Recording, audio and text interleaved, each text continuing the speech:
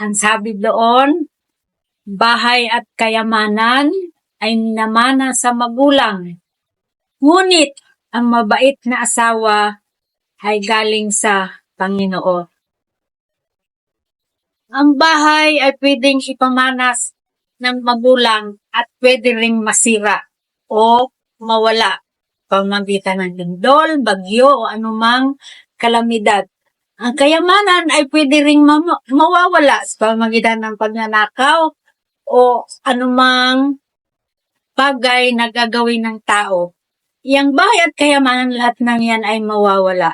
Ngunit kung tayo ay mabait na mga asawang lalaki at mabait na asawang babae, yun ang tangi nating ipamamana sa ating mga anak na hindi mawawala hanggang sa sila ay magsipag-asawa.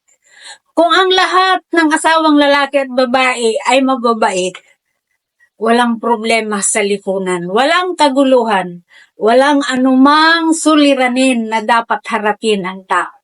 Kasi ang sabi ng banal na kasulatan, bahay at kayamanan ay minamana sa magulang. Ngunit ang mabait na asawa ay galing sa Panginoon. Sana tayong lahat ay ganon. Palain tayo ng Panginoon.